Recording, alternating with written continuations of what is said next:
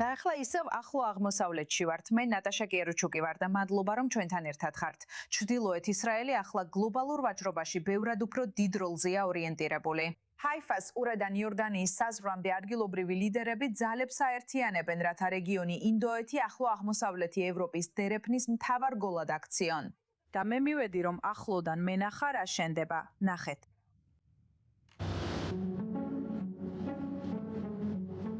აქედან ვერ დაინახავთ, მაგრამ ჩვენგან სულ რაღაცა 12 კილომეტრში იორდანიასა და ისრაელს შორის საზღვარია.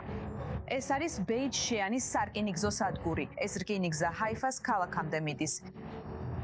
იმედი გვაქვს, რომ მალე ისინი ინდოეთს ევროპასთან დააკავშირებენ, აიმეკის კორიდორის საშუალებით, რომელიც სწორედ ამ სადგურზე გაივლის. დღეს ჩვენ ვართ ისრაელის ჩრდილო-აღმოსავლეთ ნაწილში, ბეიტ შეანისა და წყაროების ველის რეგიონში. შეიძლება დღეს ეს ადგილი მთავარი დანიშნულება არ იყოს, მაგრამ ეს შეიძლება შეიცვალოს, თუ აიმეკ რეალობად იქცევა. აიმეკ არის ამბიციური გეგმა, რომელიც ინდოეთს ევროპულ ბაზრებთან დააკავშირებს ახლო აღმოსავლეთის გავლით და იდეა მარტივია. საქონელი ინდოეთიდან ზღვით გაემგზავრება სპარსეთის ყურეში, შემდეგ რკინიგზით გადაკვეთს არაბეთის ნახევარკუნძულს, გააგრძელებს გზას იორდანიასა და ისრაელში და ბოლოს მიაღწევს ევროპას ჰაიფას პორტის გავლით. და სწორედ აქ ბეიტ შეანში არის ერთი ძალიან მნიშვნელოვანი დამაკავშირებელი რგოლი, რომელიც აკეია. ჩვენ ძალიან სტრატეგიულ ადგილას ვიმყოფებით. და ჩვენ ძალიან სტრატეგიულ ადგილას ვიმყოფებით, იორდანიასთან საზღვართან ახლოს. გვაქვს შესაძლებლობა გავხდეთ შიდა პორტის ქალაქი, გლობალური სავაჭრო ჰაბი, რაცაც ბეიტ შეანი ყოველთვის იყო. ეს არის ნოამ ჯუმა, ბეიტ შეანის მერი. ბეიტ შეანი პატარა ისრაელის ქალაქია, სადაც დაახლოებით 21,000 ადამიანი ცხოვრობს. ბეიტ შეანი ახლა ჰაიფას ყურის 52 ინიციატივის ნაწილია, რომელიც აერთიანებს ჩრდილოეთ ისრაელის 53 მუნიციპალიტეტს. რეგიონული განვითარების და მომავალში აიმეკის კორიდორში მონაწილეობის მიზნით. მთელი ისტორიის განმავლობაში ბეიტ შეანი იყო ქალაქი, რომლის გავლითაც გადიოდა მთელი მოძრაობა ამ რეგიონში. საზღვარი თავად მხოლოდ 3 კილომეტრითაა დაშორებული, მაგრამ იორდანიამდე მისასვლელად კიდევ 12 კილომეტრი. სარკინიგზო ხაზის აშენებაა საჭირო. ძალიან ახლოა. ეს ხვალ დილითაც შეიძლება გაკეთდეს. ეს სარკინიგზო ხაზი მოგცემს იმდენს. ეს მხოლოდ ეკონომიკას არ ეხება. ეს ასევე ეხება უსაფრთხოებას, საერთო კულტურასა და მშვიდობას. მოლოდინია, რომ ბეიტ შეანის მოსახლეობა მომდევნო 10 წლის განმავლობაში 3-ჯერ გაიზრდება და ეს ძირითადად უკავშირდება აიმეკის დერეფნის განვითარების გეგმას. ამის ნაცვლად, რომ ყველაფერი ზღვით არ გადაიზიდოს არაბეთის ნახევარკუნძულის გარშემო და სუეცის არხით, ზოგიერთი ტვირთი შეიძლება ხმელეთით გადაიტანონ რეგიონის გავლით. ისრაელის უპირატესობა ისაა, რომ ინფრასტრუქტურის დიდი ნაწილი უკვე აქ არის, რაც ადგილობრივების თვიბრიობისთვის სამუშაო ადგილებსა და ეკონომიკურ შესაძლებლობებს ქმნის. მაგრამ მერმა ეს რეგიონში მთლიანად გარდაქმნის გზად დაინახა. როცა ჩემი დედა ბავშვი იყო აქ, იორდანის ველზე, ის და მისი მეგობრები საზღვის ამ მხარეს იდგნენ. იორდანელი მეგობრები კი მეორე მხრიდან მოდიოდნენ და ერთმანეთს უყვიროდნენ. ისინი საუბრობდნენ და ნამდვილი კავშირები ეწყობოდათ. და ვფიქრობ, რომ ეს რკინიგზა იორდანიისთვის არანაკლებ სასარგებლო იქნება ვიდრე ისრაელისთვის. ჩვენ ვიცით, რომ საბოლოოდ უსაფრთხოება საერთო ინტერესებთან არის დაკავშირებული.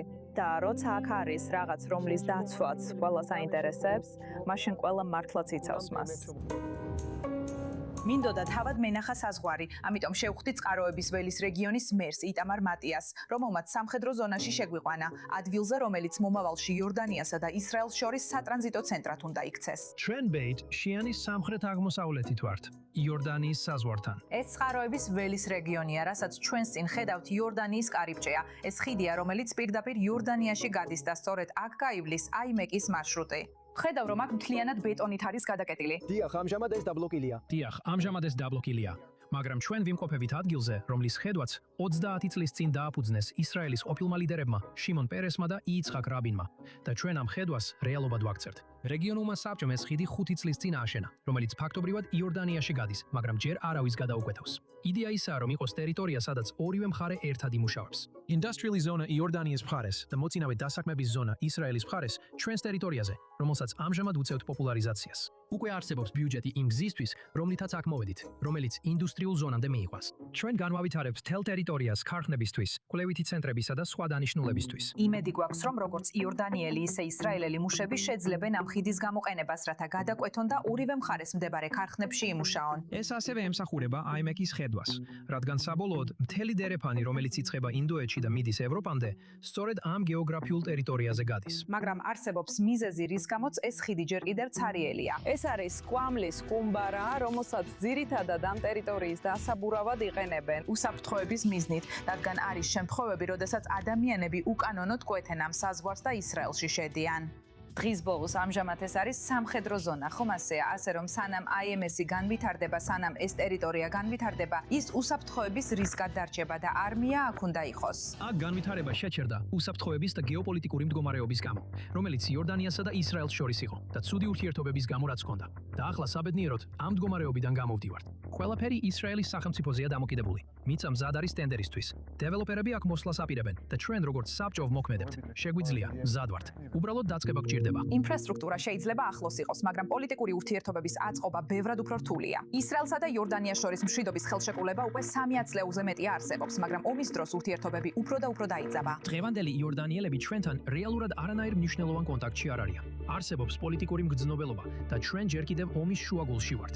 მაგრამ ეს უბრალოდ უზარმაზარი შესაძლებლობაა ჩვენი რეგიონული ეკონომიკისთვის.